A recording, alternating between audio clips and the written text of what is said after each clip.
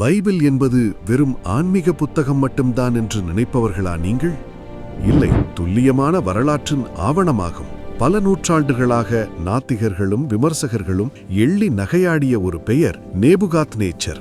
பாபிலோனின் இந்த மாபெரும் மன்னனை பற்றி பைபிள் கூறும் தகவல்கள் வெறும் கற்பனை என்று ஒரு காலத்தில் வாதிடப்பட்டது. ஆனால் காலம் மறைத்து வைத்திருந்த உண்மைகள் இன்று மண்ணுக்கடியிலிருந்து மெல்ல எட்டி பார்க்கின்றன. சுமார் 2600 ஆண்டுகளுக்கு முன்பு உலகையே தன் காலடியில் வைத்திருந்த நேபுகாத்நேச்சர் மன்னன் உண்மையில் வாழ்ந்தாரா? இதோ அதற்கான ஆதாரங்கள். பாபிலோன் நகரின் இடிபாடுகளை அகழ்வாராய்ச்சி செய்தபோது லட்சக்கணக்கான செங்கற்கள் கண்டெடுக்கப்பட்டன. அந்த ஒவ்வொரு செங்கல்லிலும் பாபிலோனின் அரசனான நேபுகாத்நேச்சர் என்ற பெயர் அக்காடியன் மொழியில் பொறிக்கப்பட்டுள்ளது. பைபிளில் தானியேல் புத்தகம் 4ஆம் அதிகாரத்தில் இது நான் கட்டின மகா பாபிலோன் அல்லவா என்று அவர் கர்வத்துடன் நினைத்ததாக வாசிக்கிறோம். இதோ அந்த செங்கற்கள் இன்றும் அவர் நினைத்ததையே உறுதிப்படுத்துகின்றன.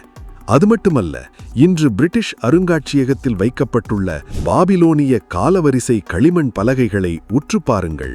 கிமு 597 அவர் எருசலேமை தாக்கியது, யூத அரசனை கைதியாக பிடித்தது என பைபிளின் 2 ராஜாக்கள் 24ஆம் அதிகாரத்தில் உள்ள அத்தனை வரலாற்று தகவல்களும் மாறாமல் அப்படியே அந்த கல்வெட்டுகளில் பதிவாகியுள்ளன. நண்பர்களே, மனிதன் எழுதிய சரித்திரம் மாறலாம், மன்னர்கள் மறைந்து போகலாம், ஆனால் இறைவனின் வார்த்தை ஒருபோதும் அழியாது என்பதற்கு இந்த அகழ்வாராய்ச்சி சான்றுகளே மிகப்பெரிய சாட்சி.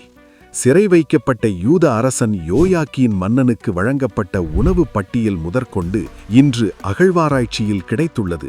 இது பைபிளில் 2 ராஜாக்கள் 25-27 முதல் 30 வசனங்களில் சொல்லப்பட்டுள்ள தகவலை மெய்ப்பிக்கிறது. இன்றும் கம்பீரமாக நிற்கும் இஷ்டார் கதவு வரை அனைத்தும் உறக்கச் சொல்கின்றன. பைபிள் என்பது கதை அல்ல, அது கல்வெட்டில் செதுக்கப்பட்ட அசைக்க முடியாத வரலாறு. இனியும் சந்தேகம் எதற்கு? காலம் சொல்லும் உண்மையை ஏற்றுக்கொள்வோம், சத்தியத்தை அறிவோம், சத்தியம் நம்மை விடுதலையாக்கும்.